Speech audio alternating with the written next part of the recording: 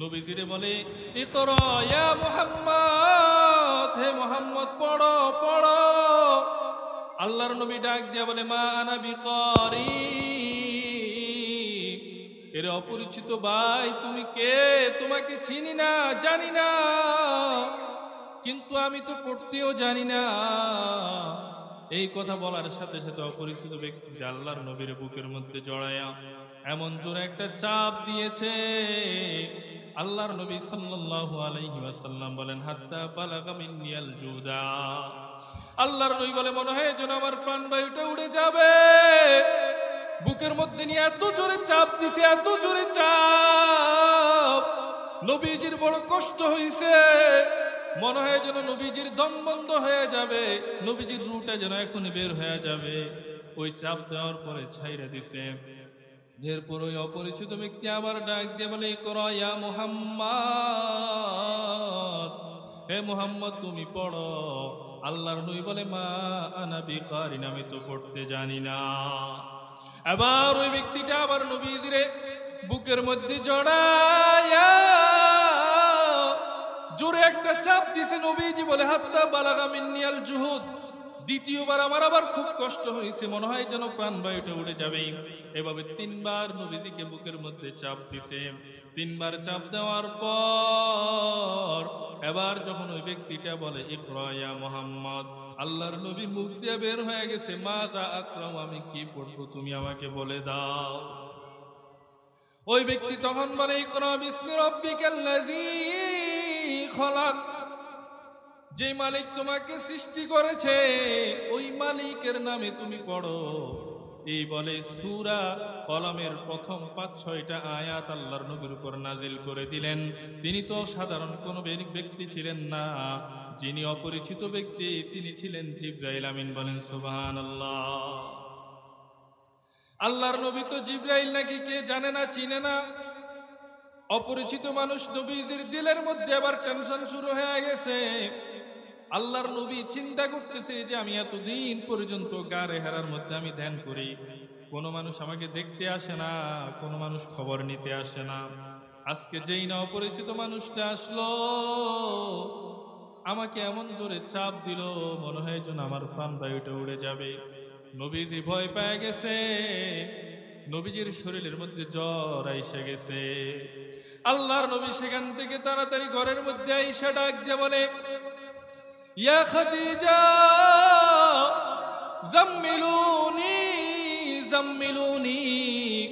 আল্লাহর নবী ডাক দিয়ে বলে, খাদিজা আমারে তুমি কম্বল গায়ে দিয়ে দাও, কম্বল গায়ে দিয়ে দাও।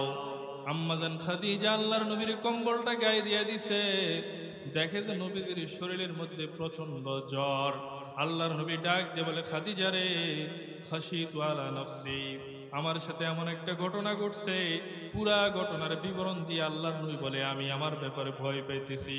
আমি এমন অসুস্থ কেন হয়ে গেলাম? সুস্থ মানুষ হঠাৎ করে জ্বর এত বেশি বাইরে গেছে। আল্লাহর নবী বলে, খাদিজা রে, মনে হয় আমি আর বাঁচবো না। দেখেন ঘরের মধ্যে একজন দিনদার মহিলার কত দরকার, বুঝমান মহিলার কত দরকার। আম্মাজান খাদিজা আল্লাহর নবীর কিভাবে সান্ত্বনা দেন, ও সোনাগাজী এলাকার মানুষেরা ভালো করে শুনে রাখো। আম্মাজান খাদিজা ডাক দিয়ে বলে, স্বামী আমার, আপনি ভয় পাবেন না, ভয় পাবেন না। কাল্লা লা ইউখজিকাল্লাহু আবাদা। ওগো স্বামী আমার, আল্লাহর কসম করে বলি, আল্লাহ রব্বুল আলামিন কখনো আপনাকে লাঞ্ছিত করবে না। আল্লাহ তাআলা কখনো আপনাকে বেইজ্জতি করবে না। ও স্বামী, আপনাকে কেন বেইজ্জতি করবে না? কারণটা শুনে নেন। কারণ আপনার মাঝে এমন কিছু কোয়ালিটি আছে, যেই কোয়ালিটিগুলো মক্কার কোনো মানুষের মধ্যে নাই। ওগো স্বামী, আপনার মাঝে এমন কিছু গুণ আছে, যেই গুণ মক্কার কোনো মানুষের মধ্যে নাই। ও আমার স্বামী, এই গুণগুলো যার মধ্যে থাকে, আমার দৃঢ় বিশ্বাস আল্লাহ কোনোদিন তার লাঞ্ছিত করবে না। ও সোনাগাজী এলাকার মা বোনেরা শুনো, ও বহদ্দার এলাকার যুবক ভাইয়েরা শুনো, শুনো। নবীজি এখনো কিন্তু নবুয়ত পান নাই, কিন্তু নবীজির যেই গুণগুলার কথা আম্মাজান খাদিজা বলেছে, এই গুণগুলা যদি এখনো কোন মানুষের কাছে থাকে, আল্লাহর কসম খেয়ে বলি আল্লাহ রব্বুল আলামিন তাকে কখনো বেইজ্জতি করবে না। এই গুণগুলো আমাদের জানার দরকার আছে কিনা বলেন বন্ধুরা আমার। দিনদার মহিলার বড় দাম শুনেন। সমজদার মহিলা ঘরের মধ্যে বড় প্রয়োজন। আমাদের দেশের নারীরা হলে যদি বলে, স্বামী বলে আমি মনে হয় মারা যাব, তখন ওই নারী কি বলবে? বলে আপনার যদি মনে হয় আপনি মারা যাবেন, আমি কি বলবো শুনেন। আপনি একটা কাজ করেন, আপনার কাছে কার সাথে লেনদেন আছে বলে যান, আপনার পার্সোনাল ডায়েরিটা দিয়া যান, কোন ওসিয়ত থাকলে বলে যান, কোন অ্যাকাউন্টে কত টাকা আছে বইলা যান, কোন জমিনে কোন জায়গার মধ্যে আপনার জমিন কিনে আছে বইলা যান, দলিলগুলা দিয়া যান। কারণ আপনার যদি কিছু হইয়া যায়, আপনার সন্তানরা এতিম হইয়া যাবে। বলবে কিনা বলেন? কিন্তু আম্মাজান খাদিজা বলে না না না, স্বামী আমার কোনো চিন্তা করবেন না, টেনশন করবেন না, আপনার এই গুণের কারণে আল্লাহ আপনাকে লাঞ্ছিত করবে না। আপনার গুণগুলো হলো 1 নম্বরের গুণ, ইন্নাকা লাতাসিলুর রেহমা। ওগো স্বামী, আপনি আত্মীয়তার সম্পর্ক বজায় রাখেন। স্বামী গো, আপনি আত্মীয়তার সম্পর্ক বজায় রাখেন। আপনার আত্মীয়দের আপনি খোঁজ খবর রাখেন, আত্মীয়দের সাথে আপনি সম্পর্ক ছিন্ন করেন না। এটা আপনার 1 নম্বরের গুণ। বন্ধুরা আমার, এই গুণটার আজকে আমাদের মধ্যে বড় অভাব। আমার যে আত্মীয়র সম্পদ বেশি, টাকা বেশি, তার সাথে আমাদের যোগাযোগ বেশি, তার সাথে আমাদের সম্পর্ক বেশি। কিন্তু যে আত্মীয়র টাকা পয়সা নাই, ওই আত্মীয়র পরিচয়টাও আমাদের কাছে নাই। বলেন ঠিক কিনা? আপনার মামা যদি ফেনীর মধ্যে 5 তলা বিল্ডিং এর মালিক হয়, তাহলে প্রতিদিন মামার সাথে কথা হয়, ইমুতে কথা হয়, ফেসবুকে মামা একটা পোস্ট করলে সাথে সাথে লেখেন কলিজার মামা, মাশাআল্লাহ লেখে কিনা বলেন? ও মুসলমান বন্ধুরা আমার, শুনো শুনো। কিন্তু পক্ষান্তরে আপনার একজন খালা বিধবা, স্বামী মারা গেছে, চলার পথে ইনকামের কোনো ব্যবস্থা নাই, ঘরের মধ্যে চাল থাকলে তো ডাউল নাই, ডাউল থাকলে চাউল নাই। এমন একজন খালা যদি যুবকের কাছে ফোন দেয়, যুবক ফোনটা ধরতেও রাজি না। বলেন ঠিক কিনা? কারণ ভয়ে থাকে কখন জানি খালা আবার টাকা দিতে বলে, চাউল ডাউল দেওয়ার জন্য বলে, কখন জানি খালা বলে বাগিনা ঘরের মধ্যে সব কিছু আছে, শুধু গ্যাসটা শেষ হয়ে গেছে। কি বলেন ঠিক কিনা? এই হলো আমাদের বর্তমানে সেলাই রেহমি। আর যারা রাজনীতি করে, তারা তো রাজনৈতিক নেতাদেরকে কলেজার টুকরা ভাই বলে, বলে কিনা বলেন? কিন্তু দেখেন নিজের আপন ভাইয়ের সাথেও সম্পর্ক ভালো নাই। জায়গা জমিনের দ্বন্দ্ব, ভাই ভাই দ্বন্দ্ব, এক ভাই আরেক ভাইয়ের জন্য কুড়াইল লয় মাঝে মধ্যে। কিন্তু নেতার কাছে গেলে কলেজার টুকরা ভাই ছাড়া কোনো কথা নাই। নেতার সাথে একটা সেলফি যদি তুলতে পারে, ওটা ফেসবুকের মধ্যে দিয়া নেতার শুভ জন্মদিন, কলেজার টুকরা অমুক ভাই আপনার জন্মদিন শুভ হোক, বলে কিনা? মুসলমান বন্ধুরা আমার, 1 নম্বরের গুণ বলেছিলাম, আল্লাহর নবী সাল্লাল্লাহু আলাইহি ওয়াসাল্লাম আত্মীয়তার সম্পর্ককে বজায় রাখতেন, আত্মীয়তার সম্পর্ক ছিন্ন করতেন না। আজকে আমাদের মধ্যে এই গুণের বড় অভাব। বলেন ঠিক কিনা? এই জন্য আজকে থেকে এই মাহফিল থেকে প্রতিজ্ঞা করে যান, আত্মীয়তার সম্পর্ক সকলে বজায় রাখবো। বলেন ঠিক কিনা? আম্মাজান খাদিজা বলে, ওগো আমার স্বামী, আল্লাহ আপনাকে ধ্বংস করবে না, আল্লাহ আপনাকে লাঞ্ছিত করবে না, কারণ আপনার মধ্যে 1 নম্বরের গুণ হলো আপনি আত্মীয়তার সম্পর্ক বজায় রাখেন। ইন্নাকা লা তাসিলুর রেহমা। 2 নম্বর আম্মাজান খাদিজা বলেন, ওয়া তাহমিলুল কাল্লা। আপনি মানুষের বোঝা বহন করেন। যেই মানুষগুলো ঋণগ্রস্ত হয়ে গেছে, তাদের ঋণের বোঝাটা আপনি বহন করেন। যেই মানুষগুলো সমস্যায় পড়ে গেছে, তাদের বোঝাগুলো আপনি বহন করেন, তাদের সমস্যাগুলো আপনি সমাধান করে দেন। এভাবে দুনিয়ার জমিনে কোনো মানুষ যদি কোনো সমস্যায় পড়ে যায়, আপনি তার পক্ষ হইয়া তার সমস্যাটাকে নিজের কাঁধে নিয়া ওই লোকটার সমস্যাটাকে আপনি সমাধান করে দেন। ইন্নাকা লা তাসিরুর রেহমা ওয়া তাহমিলুল কাল্লা। আম্মাজান খাদিজা 3 নম্বরের গুণ বলেন, ওয়াতুকসিবুল মাদুমা, স্বামী আমার এলাকার মধ্যে যেই মানুষগুলো মাদুম, যেই মানুষগুলো অসহায়, যাদের কোনো ইনকামের ব্যবস্থা নাই, যাদের কোনো আয় রোজগারের ব্যবস্থা নাই, ও স্বামী আপনি তাদের জন্য ইনকাম করে দেন। আপনার কষ্টের উপার্জিত অর্থ আপনি তাদেরকে দিয়া দেন। আপনার এই 3 নম্বরের গুণ, এই গুণের কারণেও আল্লাহ আপনাকে কখনো লাঞ্ছিত করবে না। আম্মাজান খাদিজা 4 নম্বরের গুণ বলেন, ওয়াত করিউজ যায়ব, আপনি মেহমানদারি করেন, মেহমান নওয়াজি করেন, আপনি মানুষদেরকে মেহমানদারি করেন, পরিচিত অপরিচিত সকলকে আপনি মেহমানদারি করেন। মেহমানদারি আমরাও করি কিনা বলেন? কিন্তু আমরা পরিচিত মানুষদের মেহমানদারি করি, অপরিচিত মানুষের মেহমানদারি আমরা করি না। আর পরিচিত যাদের করি সেখানেও স্বার্থ ছাড়া হয় না, বলেন ঠিক কিনা?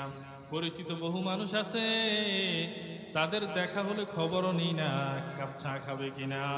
কিন্তু আবার পরিচিত এমন মানুষ আছে যাদের সাথে স্বার্থের সম্পর্ক, যাদের সাথে স্বার্থের সম্পর্ক, সে বলে খাবো না, মাত্র ভাত খাইছি, মাত্র বিরিয়ানি খাইছি, তারপরে বহুত রিকোয়েস্ট করে বলি আরে সামান্য 1 কাপ চা হলেও খান, বলেন ঠিক কিনা? মেহমানদারি তো আমরাও করি, কিন্তু আমাদের মেহমানদারি করার মধ্যে বড় ব্যবধান। আমরা আমাদের এখানে মুরব্বী বাবাজিরা যারা আছেন তারা সকলে জানেন, আপনার মেয়ের যেই জায়গায় বিবাহ দিচ্ছেন তারা আসলে মেহমানদারিটা একটু টাইট হয়, বলেন ঠিক কিনা? আবার যদি ছেলের শ্বশুর বাড়ির লোকেরা আসে মেহমানদারিটা একটু নর্মাল হয়ে যায়, বলেন ঠিক কিনা? ব্যবধান হয় কিনা বলেন? মেয়েটা বিবাহ দিচ্ছেন, ওটা তো আপনার বেয়াই, ওই বেয়াই আসছে হাঁস মুরগি গরুর গোস্ত আর কয়েক প্রকারের মাছ। নদী এলাকা, আমাদের মাছ যদি নদীর মাছ না খাওয়াই তাহলে তো হয় না। আইরি মাছ নিয়ে আসো, বাড়া মাছ নিয়ে আসো, বিরিং মাছ নিয়ে আসো, সাইন্যা মাছ নিয়ে আসো, কয় কিনা এভাবে। কিন্তু মুসলমান বন্ধুরা আমার, যেখানে ছেলের বিয়ে করাইছে ওই বিয়েটা আসলে খবর নাই, কহেরা নাম করে খাওয়াইব। আমরা হয়েছি ছেলের বাবা, কয় কিনা বলে? আমাদের মেহমানদারি অবস্থা। কিন্তু আল্লাহর নবী সাল্লাল্লাহু আলাইহি ওয়াসাল্লামের মেহমানদারিতে কোনো বৈষম্য ছিল না, আল্লাহর নবীর মেহমানদারিতে কোনো ব্যবধান ছিল না। পরিচিত অপরিচিত সকলকে নবীতে মেহমানদারি করাইতেন। হাদিসের মধ্যে পাওয়া যায় অনেক অপরিচিত মানুষকে আল্লাহর নবী মেহমান হিসেবে ঘরের মধ্যে নিয়ে যাইতেন। কখনো যদি ঘরের মধ্যে না থাকে, কোনো কিছু না থাকে, নবীজি সাহাবীদেরকে বলতেন, ও আমার সাহাবীরা, কে আসো, এই মেহমানটাকে তুমি নিজের ঘরে নিয়ে যাইবা, মেহমানদারি করাইবা। কোনো সাহাবী দাঁড়ায় না, কারণ সাহাবীদের ঘরের মধ্যেও অভাব, আল্লাহর নবীর ঘরের মধ্যেও অভাব, নবীও নেয় না, কোনো সাহাবীও নিতে চায় না। যখন কেউ দাঁড়ায় না, একজন সাহাবী দাঁড়ায় গেছে, বলতেছে, ইয়া রাসূলুল্লাহ, ইয়া হাবিবাল্লাহ, আপনার মেহমানরা আমার দিয়া দেন, আমি নিয়ে যাব। ওই সাহাবী ঘরের মধ্যে নিয়ে গেছে, বিবির দিকে, বিবি খাবার আছে নেই, আল্লাহর নবীর মেহমান নিয়ে আসছে। বিবি ভিতর থেকে আস্তে আস্তে ফিসফিস করে আওয়াজ দিয়ে বলে, স্বামী খাবার তো আছে, কিন্তু খাবার হলো একজনের, কয়জনে? এখন তারা স্বামী স্ত্রী 2 জন, মেহমান সহ 3 জন, কিন্তু খাবার কয়জনের বলেন? খাবার হলো একজনের। এখন ওই স্বামী স্ত্রী বলে, শুনো, আমরা তাহলে উপবাস থাকবো, তুমি তো ভিতরে থাকবা, খাইছো কি খাও নাই মেহমান বুঝবে না, কিন্তু আমি তো মেহমানের সাথে বসতে হবে, মেহমানের সাথে একসাথে বৈশা খাবার খাইতে হবে। মেহমানের সাথে যদি আমি বসি, দুজনে মিললে খাইলে তো মেহমানের পেট ভরবে না, কারণ খাবার কয়জনের। এই জন্য বিবি খাবারটা আমার দিবা, রাত্রেবেলা মোমবাতি একটা আমার দিবা, ওই মোমবাতি জ্বালায় যখন খাবার খাইতে বসবো, আমি এমনভাবে মোমবাতিটা নিভাইয়া দিব, মেহমান বুঝতে পারবে না, মনে করবে বাতাসের কারণে মোমবাতিটা নিভে গেছে। মেহমান পুরো খাবারটা খাইবে, আর আমি শুধু প্লেটের মধ্যে হাত নাড়াচাড়া করব। সারা রাত তো ওই স্বামী স্ত্রীর উপবাস থেকে গেছে। সকালবেলা আল্লাহর নবীর কাছে যখন গেছে, আল্লাহর নবী সাল্লাল্লাহু আলাইহি ওয়াসাল্লাম বলে, ও আমার সাহাবী, এমন একটা দৃষ্টান্ত তুমি পেশ করেছ, তোমার এই দৃষ্টান্ত আল্লাহ রব্বুল আলামিন কোরআনের মধ্যে নাজিল করে দিতে, আল্লাহ তাআলা কোরআনের মধ্যে নাজিল করে দিতে, ওয়ায়ুসিরুনা আলা আনফুসিহিম ওয়ালাউ কানা বিহিম খাসাসা। আল্লাহ রব্বুল আলামিন কোরআনের মধ্যে বলে দিছে সাহাবী, তাদের নিজের প্রয়োজন থাকা সত্ত্বেও অপর ভাইয়ের প্রয়োজনকে তারা বড় করে দেখে। সাহাবী রাত্রিবেলা যেই ঘটনা ঘটাইলো, মেহমানদের খাওয়াইছে, নিজে উপাস ছিল, দুনিয়ার কেউ দেখে নাই, কেউ জানে নাই, কিন্তু যিনি আহকামুল হাকিমিন আল্লাহ রব্বুল আলামিন তিনি জানে কিনা বলেন? আল্লাহ রব্বুল আলামিন আলিমুম বিযাতিস সুদূর, আল্লাহ রব্বুল আলামিন দিলের খবরটাও জানে। এই যুবক ভাই, দিলের মধ্যে বসে বসে কোন চিন্তা করো, আল্লাহ জানে কিনা? আমার বৃদ্ধ বাবাজিরা, আপনার আমার দিলের সকল ষড়যন্ত্র, সকল প্ল্যানিং আল্লাহ রব্বুল আলামিন জানে। দিলের মধ্যে যখন কোনো খারাপ চিন্তা করি, কোনো ভালো চিন্তা করি, দুনিয়ার কোনো মানুষ জানে না। গোপনে যখন কোনো অন্যায় করি, দুনিয়ার কোনো মানুষ দেখে না, কিন্তু আমার রব লা তাখুযুহু সিনাতুন ওয়ালা নাওম, আমার রবের থেকে কোনো কিছু গোপন নাই, আমার রবের থেকে কোনো কিছু গোপন নাই, আমার রব সব কিছু দেখে, বলেন ঠিক কিনা? দুনিয়ার মানুষ চুরি করে, দিনে চুরি করে না, রাত্রে চুরি করে, কারণ রাত্রিবেলা মানুষ ঘুমে থাকে, দেখবে না, দিনের বেলায় চুরি করলে দেখে যাবে। কিন্তু আমার রব দিনের বেলায় যেমন দেখে, আমার মালিক রাত্রিবেলাও তেমন দেখে, বলেন ঠিক কিনা?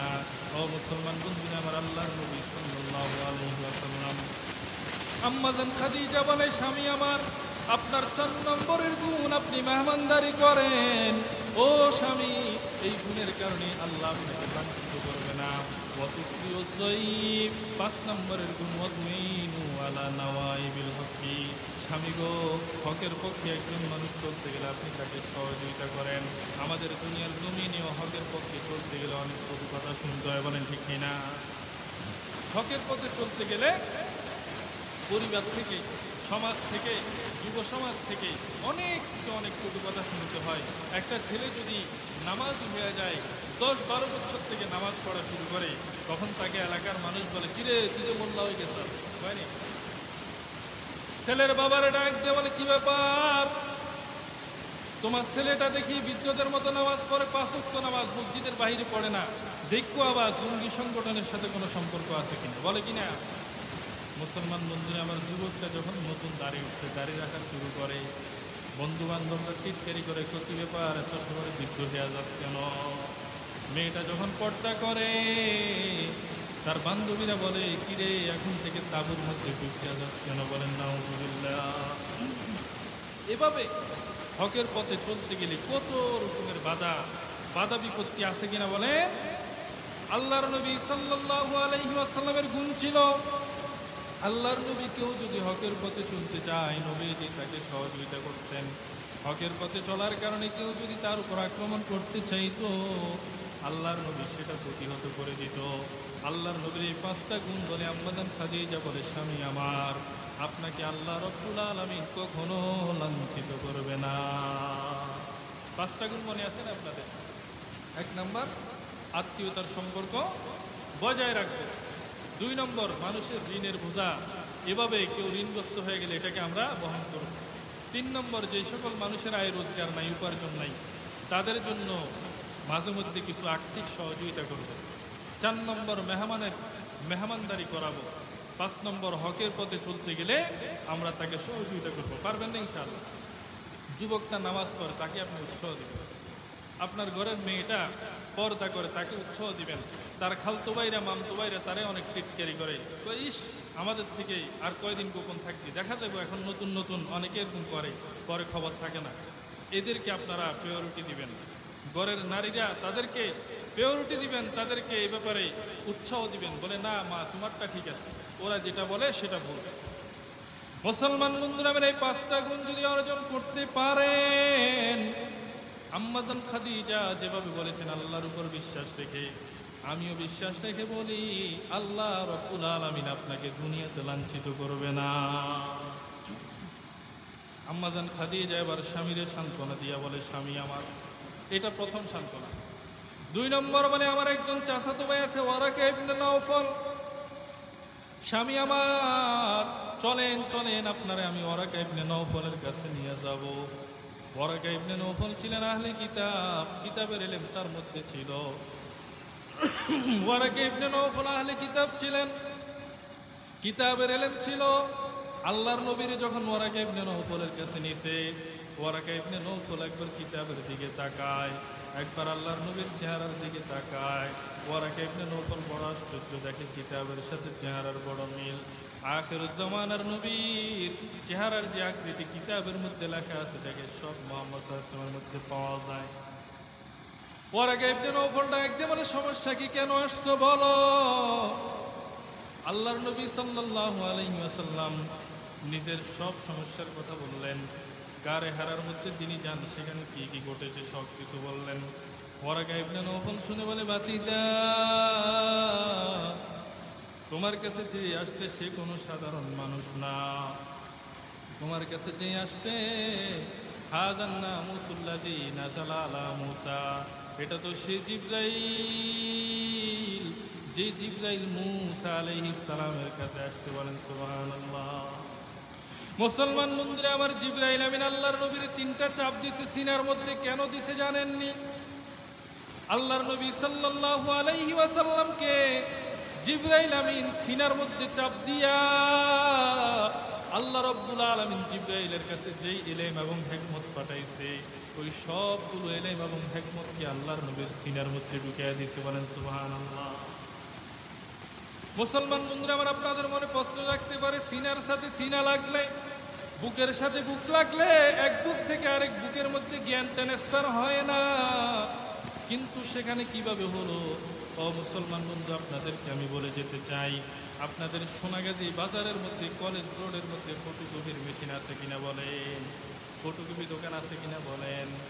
মুসলমান বন্ধুরা আমার, ফটোকপি মেশিন দুনিয়ার দুর্বল মানুষ, দুনিয়ার কমজোর মানুষ এমন একটা মেশিন আবিষ্কার করছে, এই ফটোকপি মেশিনের উপরে যদি এরকম লেখাওয়ালা একটা কাগজ আপনি রেখে দেন, আরেক পাশ দিয়ে যদি লেখা ছাড়া সাদা একটা কাগজ রেখে দেন, শুধুমাত্র একটা সুইচ চাপ দিবেন, ওই সাদা কাগজের মধ্যে সবগুলো লেখা তৈরি হয়ে যাবে। বলেন ঠিক কিনা? মুসলমান বন্ধু আমার, দুনিয়ার দুর্বল মানুষ, দুনিয়ার কমজোর মানুষ যদি এমন মেশিন আবিষ্কার করতে পারে, যে মেশিনের একটা সুইচ চাপ দিলে সাদা কাগজের মধ্যে লেখা তৈরি হয়ে যায়, আল্লাহ রব্বুল আলামিন আহকামুল হাকিমিন আহসানুল খালিকিন তিনি কেন পারবে না? জিবরাইল আমিন বুকের মধ্যে বুক লাগায় চাপ দিছে, ওই চাপের দ্বারা জিবরাইলের সিনা থেকে ইলম এবং হিকমত ট্রান্সফার করতে পারবে কিনা বলে? মুসলমান বন্ধু আমার, ওয়ারাকা ইবনে নওফল বলে, ভাতিজা, তোমার কাছে যে আসছে ছিল জিবরাইল, তোমার কাছে আসছে, তোমার আগে আর অনেকের কাছে আসছে।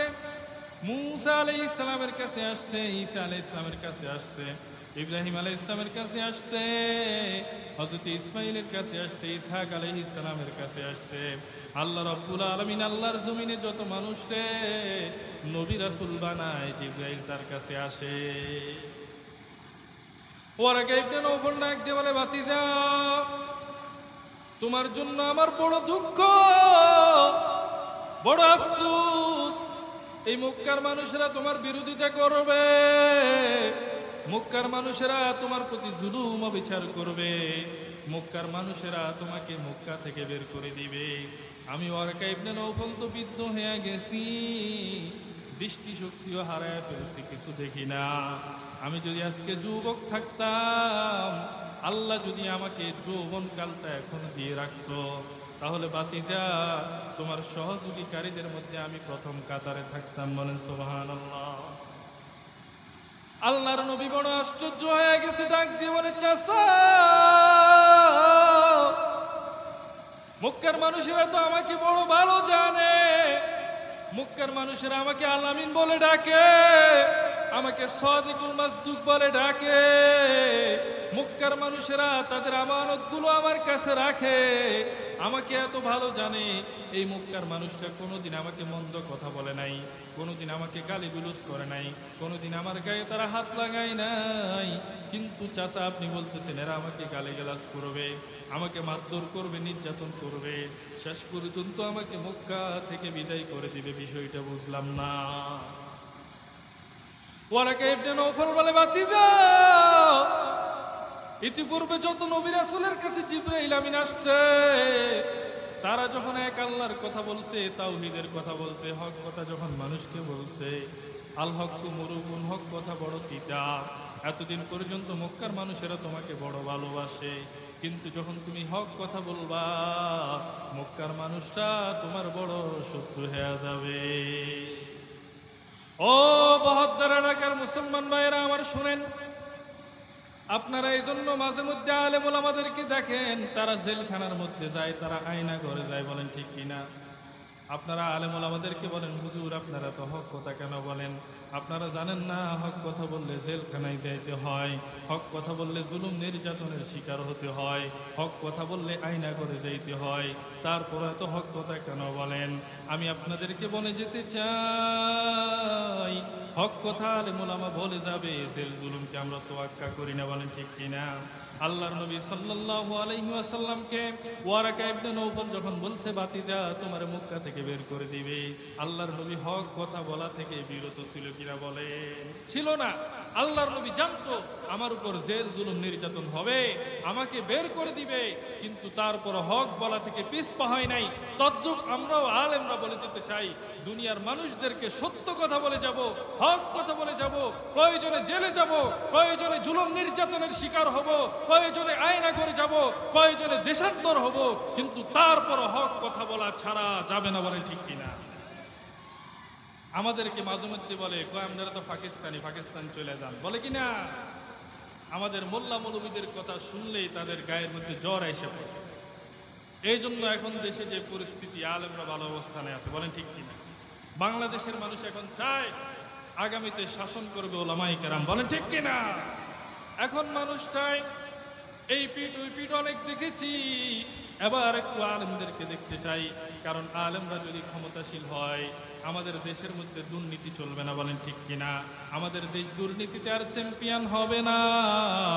আলেমরা যদি ক্ষমতার মসনদে বসে, ঘুষ চলবে না, সুদ চলবে না, বলেন ঠিক কিনা? আলেমরা যদি ক্ষমতার মসনদে বসে, জের জুলুম মানুষের উপর করবে না, বলেন ঠিক কিনা? এই জন্য এখন বাংলাদেশ, এখন সব অপশক্তিকে নিরসনের সময় এসেছে, এখনই সময় এসেছে ইসলামকে এগিয়ে দেওয়ার জন্য, বলেন ঠিক কিনা? সব কিছুর সমাধান দিতে পারে কি বলেন? সব কিছুর সমাধান কে দিতে পারে বলেন? সব কিছুর সমাধান দিতে পারে আল কোরআন। আপনার মনে ঘুমাইতেছেন, কি বলেন? একটু তাকবীর দেন তো, লিল্লাহি তাকবীর, নারায়ে তাকবীর, নারায়ে তাকবীর, আল্লাহু আকবার।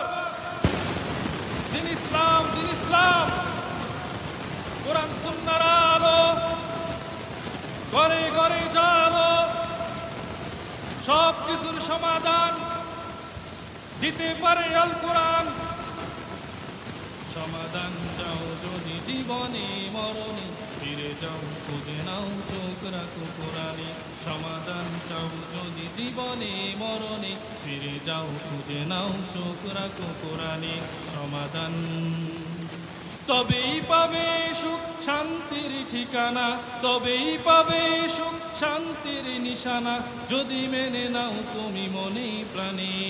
সমাধান সমাধান চাও যদি জীবনে মরণে, ফিরে যাও খুঁজে নাও চোখ রাখো কোরআনে। সমাধান চাও যদি জীবনে মরণে, ফিরে যাও খুঁজে নাও চোখ রাখো কোরআনে।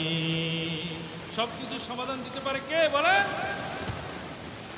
মুসলমান বন্ধুরা আমার, কোরআন সবকিছুর সমাধান। এই জন্য কোরআনের কথা বলে যেতে হবে, কোরআনের বিধান বাস্তবায়ন করতে হবে।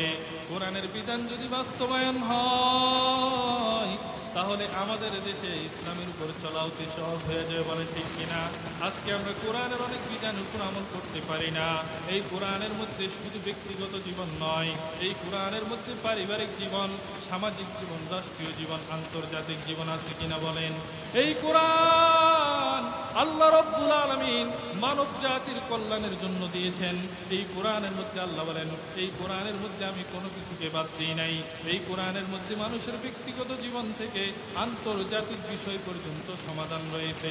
আল্লাহর রাসূল সাল্লাল্লাহু আলাইহি ওয়াসাল্লাম এই কোরআনের মাধ্যমে রাষ্ট্র পরিচালনা করেছেন, সাহাবায়ে কেরাম করেছেন, খলিফাতুল মুসলিমিন হযরত ওমর রাদিয়াল্লাহু তাআলা আনহু পুরা পৃথিবীর অর্ধেক এই কোরআন দিয়ে শাসন করেছেন, বলেন ঠিক কিনা? আজকে সামান্য ছোট্ট একটা বাংলাদেশ, এই বাংলাদেশে কোরআনের বিধানের কথা বললে অনেকের গা জ্বলে, বলে ঠিক কিনা? যদি কোরআনের কথা শুনলে তোমার গা জ্বলে, আমি তোমাকে বলতেছি আমার ভাই শুনো, যদি কোরআনের কথা বললে তোমার শরীরের মধ্যে হিট এসে যায়, কোরআনের বিধান কার্যকর করার কথা বললে যদি আলেম ওলামার প্রতি তোমার বিদ্বেষ তৈরি হয়ে যায়, শুনে রাখো ভাই, তোমার 14 গোষ্ঠী মুসলমান হতে পারে, তুমি এখনো মুসলমান হতে পারো না। মুসলমান বন্ধুরা, আবার আল্লাহর নবী সাল্লাল্লাহু আলাইহি ওয়াসাল্লামকে ওয়ারাকা ইবনে নওফল যখন বলছে তুমি হক কথা বললে মানুষ তোমাকে মক্কা থেকে বের করে দিবে, কিন্তু তিনি কিন্তু এই হক কথা বলা ছাড়েন নাই, বলেন ঠিক কিনা? আল্লাহর নবী সাল্লাল্লাহু আলাইহি ওয়াসাল্লাম হক কথা বলে গেছেন, কোরআনের কথা মানুষদেরকে বলে গেছেন। আল্লাহর নবী সাল্লাল্লাহু আলাইহি ওয়াসাল্লাম এবার যখন দ্বীনের দাওয়াত দেওয়া শুরু করছে, সর্বপ্রথম যিনি ইসলামের দাওয়াত কবুল করে তিনি হলো আম্মা জান খাদিজা, বলেন সুবহানাল্লাহ। যুবকদের মধ্যে হযরত আলী, বয়স্কদের মধ্যে হযরত আবু বকর সিদ্দিক, গোলামদের মধ্যে যায়েদ ইবনে হারেসা ইসলামের ছায়া চলে আসে। এইভাবে একে একে একে একে যখন কিছু মানুষ ইসলামের ছায়া ধরে চলে আসলো, আল্লাহ রাব্বুল আলামিন আল্লাহর নবী সাল্লাল্লাহু আলাইহি ওয়াসাল্লামকে ডাক দিয়ে বলে, ও আমার হাবিব, ও আমার হাবিব, ওয়ানজির আশিরাতাকাল আকরাবিন। হাবিব আমার, এতদিন পর্যন্ত গোপনে গোপনে ইসলামের দাওয়াত দিয়েছেন, এখন আর গোপনে গোপনে ইসলামের দাওয়াত দিলে চলবে না, এখন আপনাকে প্রকাশ্য ইসলামের দাওয়াত দিতে হবে, খুল্লম খুল্লো ইসলামের দাওয়াত দিতে হবে। আল্লাহর নবী সাল্লাল্লাহু আলাইহি ওয়াসাল্লাম আল্লাহর নির্দেশ পায় সফা পাহাড়ের উপর উঠে গেছে। আল্লাহর নবী সাল্লাল্লাহু আলাইহি ওয়াসাল্লাম সফা পাহাড়ের উঠা কবিলার লোকদেরকে নাম ধরে ধরে ডাকে, ইয়া বনি আব্দে মুনাফ, ইয়া বনি হাশিম, ইয়া কুরাইশ। এভাবে আল্লাহর নবী সাল্লাল্লাহু আলাইহি ওয়াসাল্লাম কুরাইশের লোকদেরকে, মক্কার লোকদেরকে কবিলার নাম ধরে ধরে ডাকে। মানুষরা সবাই যখন সাফা পাহাড়ের নিচে সমবেত হয়ে গেছে, আল্লাহর নবী সাল্লাল্লাহু আলাইহি ওয়াসাল্লাম শুনেন মানুষ কিভাবে নবীদের প্রথম বিরোধী হয়, খেয়াল করে শুনেন। আমরা যেমন হক কথা বললে দুনিয়ার জমিনে অনেক মানুষ আমাদের বিরোধিতা করে। ও মুসলমান ভাইরা, ও আমার বদর এলাকার ভাইরা, শুনেন আল্লাহর নবী তাদেরকে ডাক দিয়ে বলে, ও আমার মক্কার মানুষেরা, আমি তোমাদেরকে একটা কথা বলি, মনোযোগ দিয়ে শুনো। আমি যেই সফা পাহাড়ের উপরে উঠছি, তোমরা সফা পাহাড়ের নিচে, আমি যদি তোমাদেরকে বলি এই পাহাড়ের পিছনে একটা শূন্য আছে, যারা অস্ত্রে সজ্জিত, যে কোনো মুহূর্তে তোমাদের উপর আক্রমণ করবে, তোমরা আমার কথা বিশ্বাস করবানি? আল্লাহর নবী পরীক্ষা করার জন্য প্রশ্ন করছে। নবীজি জানতে চায় যে আসলে মক্কার মানুষরা আমাকে কেমন ভালোবাসে। মুসলমান বন্ধুরে আমার, আল্লাহর নবী জিজ্ঞেস করতে দেরি, মক্কার মানুষেরা উত্তর দিতে দেরি নাই। মক্কার মানুষেরা ডাক দিয়ে বলে, মুহাম্মদ, কেন নয়, কেন নয়, কেন নয়, কেন তোমাকে আমরা সত্যবাদী মনে করব না? কেন তোমার কথাকে আমরা সত্য মনে করব না? কারণ তুমি আমাদের এলাকার মধ্যে জন্মগ্রহণ করেছ, তুমি আমাদের এলাকার সন্তান, তুমি মক্কার সন্তান, তোমার জীবনটা আমরা পুরো দেখেছি, তোমার লাইফ হিস্টোরিটা আমাদের সামনে আছে। জীবনে কোনোদিন তোমাকে মিথ্যা কথা বলতে দেখি নাই, জীবনে কোনোদিন কারো হক নষ্ট করতে দেখি নাই, জীবনে কোনো মানুষকে ধোঁকা দিতে দেখি নাই, জীবনে কারো প্রতি অন্যায় করতে দেখি নাই, কারো প্রতি জুলুম করতে দেখি নাই, অবিচার করতে দেখি নাই। তোমার মতো মানুষ আমাদের মক্কার মধ্যে আর নাই, আর নাই। তুমি যেটাই বলবা আমরা সেটাই বিশ্বাস করে নিব। এবার আল্লাহর নবী সাল্লাল্লাহু আলাইহি ওয়াসাল্লাম ডাক দিয়ে বলে, এরে আমার কবিলার লোকেরা শোনো শোনো, ইয়া আইয়ুহান নাস কুলু লা ইলাহা ইল্লাল্লাহ তুফলিহুন। হে আমার মক্কার লোকেরা, তোমরা বলো আল্লাহ এক, আল্লাহ এক, আল্লাহ এক, আল্লাহ ছাড়া কোনো মাবুদ নাই নাই নাই, আল্লাহ ছাড়া দ্বিতীয় কোনো খোদা নাই। তোমরা এই কথা বিশ্বাস করো, এই কথা মেনে নাও। আর যদি এই কথা না মানো তো আল্লাহর আযাব তোমাদের জন্য তৈরি হয়ে গেছে। মুসলমান বন্ধুরা আমার, মক্কাবাসী আল্লাহর নবী সাল্লাল্লাহু আলাইহি ওয়াসাল্লামের এই কথা শুনে সবাই নীরব। সর্বপ্রথম যে কথা বলছে আবু লাহাব, আল্লাহর নবীর ডাক দিয়ে বলে, তাবদাল্লাকা আলিহাযা জামাতানা, তুমি ধ্বংস হও, তুমি কি আমাদেরকে এই জন্য একত্র করেছো নাকি? আল্লাহর নবী সাল্লাল্লাহু আলাইহি ওয়াসাল্লাম দিলের মধ্যে বড় কষ্ট পাইছে, কারণ বিরোধিতারও একটা সীমা আছে। যদি বাহিরের মানুষ বিরোধিতা করে গালি দেয় কোনো সমস্যা নাই, কিন্তু ঘরের মানুষ যদি বিরোধিতা করে এই দুঃখ দিলের মধ্যে জায়গা হয় না, বলেন ঠিক কিনা? আবু লাহাব যখন গালি দিছে আল্লাহর নবী বড় ব্যথিত হয়ে গেলেন, দিলের মধ্যে বড় কষ্ট পাইছে। আল্লাহ রাব্বুল আলামিন সাথে সাথে সূরা অবতীর্ণ করে দিলেন, তাব্বাত ইয়াদা আবি লাহাব। আল্লাহ রাব্বুল আলামিন বলেন, আবু লাহাব ধ্বংস হয়ে যাবে। আল্লাহ রাব্বুল আলামিন যেন হাবিবকে সান্ত্বনা দিয়ে বলে, হাবিব, মক্কার এই বড় মজলিসে আপনারে আবু লাহাব গালি দিছে, মক্কার কোনো মানুষ এই পর্যন্ত আপনারে কোনো কটু কথা বলে নাই। আজকে এতগুলা মানুষের সামনে, হাজার হাজার জনতার সামনে আবু লাহাব আপনারে গালি দিছে। আমি আল্লাহ আবু লাহাবের ব্যাপারে যে কথাটা আমি বললাম, এটা শুধু হাজার হাজার মানুষ নয়, কিয়ামত পর্যন্ত কোটি কোটি উম্মত মুসলিমা পড়বে, বলে ঠিক কিনা? আল্লাহ রাব্বুল আলামিন আবু লাহাবের জন্য ধ্বংসের কথা বলে দিলেন। ও মুসলমান বন্ধুরা আমার, আল্লাহর নবী সাল্লাল্লাহু আলাইহি ওয়াসাল্লাম এভাবে সর্বপ্রথম মক্কার মানুষের সাথে নবীদের এবার আস্তে আস্তে দূরত্ব শুরু হয়ে গেছে। মক্কার মানুষেরা নবীদের কষ্ট দিছে, সাহাবীদেরকে কষ্ট দিছে, সাহাবীরা সকল কষ্ট সহ্য করে গেছে।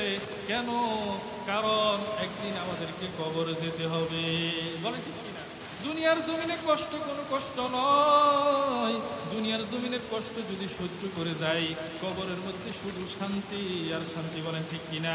আল্লাহ রাব্বুল আলামিন আমাদের সবাইরে বানাইছে আল্লাহর ইবাদত করার জন্য। আল্লাহ রাব্বুল আলামিন আমাদেরকে বানায়া আল্লাহ রাব্বুল আলামিন এই জমিনের মধ্যে আমাদেরকে ছেড়ে দিয়েছে।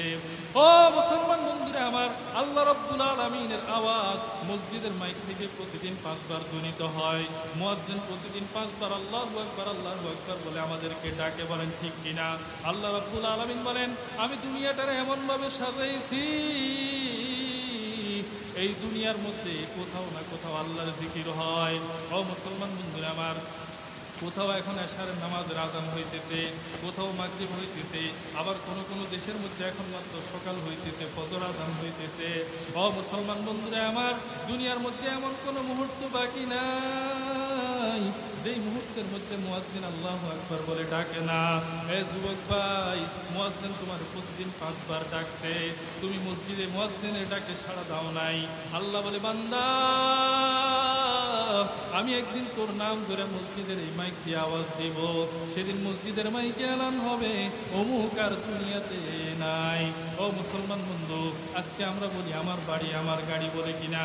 আজকে বলি আমার জমি আমার জায়গা জমি, কিন্তু বন্ধুরা আমার আল্লাহ বলে, বান্দা, একদিন তুই তোর থাকবি না। আজকে তুই বলতেছি এটা আমার এটা আমার, কিন্তু একদিন আমি আল্লাহ তোরেও আমার কাছে নিয়ে আসবো। ও মুসলমান বন্ধু, মাইকের মধ্যে যখন এলান হয়ে গেছে আব্দুল মান্নান আর দুনিয়াতে নাই নাই, এলাকাবাসী সবাই ছুটে চলে গেছে। কেউ বলতেছে লোকটা ভালো ছিল, কেউ বলতেছে লোকটা খারাপ ছিল। বন্ধুরা আমার, কেউ বলতেছে বাজারে যাও বাঁশ কাইটা নিয়ে আসো, কেউ বলে দোকানে যাও কাপড়ের কাপড়টা নিয়ে আসো। বন্ধুরা আমার, কাপড়ের কাপড় এমন একটা কাপড় এই কাপড়টা যে বানায় সে রাখে না, বিক্রি করে দে। আর এই কাপড়টা যে কিনে আনে সে পরে না। আর এই কাপড়টা যারে পরায় সে জানে না কোন দোকান থেকে কিনা হয়েছে। এই যুবক ভাই, সোনাগাজী বাজার থেকে, মানিকপুর প্লাজা থেকে তুমি প্রতিদিন তোমার মার্কেট করো, কাপড় টুপড় কিনো, পরিবারের জন্য কাপড় কিনো, সন্তানদের জন্য কাপড় কিনো। কিন্তু হতে পারে যুবক ভাই, তোমার কাপড়ের কাপড়টা সোনাগাজী বাজারের কোনো না কোনো দোকানে চলে আসছে। এই মুসলমান বন্ধুরা, আমার কাপড়ের কাপড়টা পরায়া আমাদেরকে যখন কবরের মধ্যে রাখবে, দুনিয়ার কেউ আমাদের সাথে কবরে যাবে না। আজকে যে সন্তানরে দেখলে আমাদের কলিতার মধ্যে মায়া তৈরি হয়ে যায়, সন্তান যখন আপু আপু বলে ডাকে, ওই সন্তানরে কোলে না নিলে আমাদের ভালো লাগে না। কিন্তু বন্ধুরা আমার, ওই দিন কবরে ওই সন্তানও তোমার সাথে যাবে না, তোমার স্ত্রী তোমার সাথে যাবে না, তোমার বাবা মা তোমার সাথে যাবে না, তোমার একা রাইখা দিয়ে আসবে।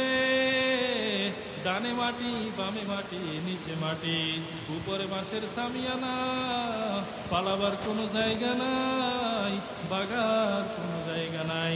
ও মুসলমান বন্ধু, দুনিয়ার মধ্যে যদি নামাজ না পড়ো, হাদিসের মধ্যে আল্লাহর নবী বলে তোমার একটা সাপ সেখানে লাগাই দেওয়া হবে, এত বিশাল সাপ, এত বিষাক্ত সাপ। এই সাপের একটা নিঃশ্বাস যদি দুনিয়ার জমিনে দেওয়া হয়, দুনিয়ার সকল গাছপালাগুলো পুড়ে ছাই হয়ে যাবে।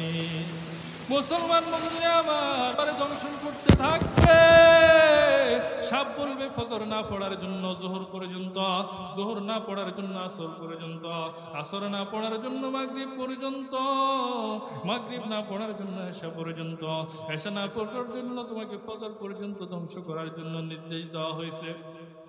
এই সাপ কেমন ভাবে কামড় দিবে, প্রত্যেকটা কামড়ের সাথে ওই বেনামাজির শরীরটা কবর 70 হাত নিচে চলে যাবে। হাদিসের মধ্যে আল্লাহর নবী বলে এই সাপটা আবার কামড় দিয়ে তার উপরে তুলবে, কামড়াতে কামড়াতে পুরা শরীরটারে ছিন্ন ভিন্ন করে ফেলবে, তোমার কলিজা গুদ্দাগুলো বের করে ফেলবে। পালাবার কোনো জায়গা নাই, বাগার কোনো জায়গা নাই। আল্লাহ বলেন লা ইউসিবু আযাবাহু আহাদ ওয়ালা ইউসিবু আসাকাহু আহাদ। আল্লাহকে আল্লাহর ধরার মতো কোনো ধরা নাই, আল্লাহর শাস্তি দেওয়ার মতো কোনো শাস্তি নাই। এ যুবক ভাই, এজন্য আজকে থেকে তওবা করো, তওবার হাতটা মালিককে দেখায় দাও। আল্লাহ, হে মালিক, দুনিয়ার জমিনে অন্যায় করে ফেলেছি, গুনাহ করে ফেলেছি। আজকে বহদ্দার হাটটা আলিমুল কোরআন মাদ্রাসার মাহফিলে আয় আল্লাহ তওবার হাত তোমার দরবারে তুলে দিলাম। আয় আল্লাহ, জীবনে গুনাহ করব না, জীবনে নামাজ ছাড়বো না, আল্লাহ অন্যায় আর করবো না, জুলুম করবো না। আয় আল্লাহ, যুবক ভাইদেরকে তুমি কবুল করে নাও, বৃদ্ধ বাবাজিদেরকে তুমি কবুল করে নাও। আল্লাহ তোমার প্রিয় বান্দা হিসেবে কবুল করে নাও, তোমার হাবিবের সাচ্চা উম্মত হিসেবে কবুল করে নাও, সুন্নতের উপর আমলওয়ালা বানায়া দাও। আয় আল্লাহ, কোরআনের বিধান অনুযায়ী চলনেওয়ালা বানায়া দাও। আয় আল্লাহ, পর্দার অন্তরের যে মা বোনরা শুনতেছে আল্লাহ, তাদেরকে নামাজ বানায়া দাও, পর্দানাসীন বানায়া দাও। আল্লাহ তাআলা আমাদের সকলকে এই কথাগুলোর উপর আমল করার তৌফিক দান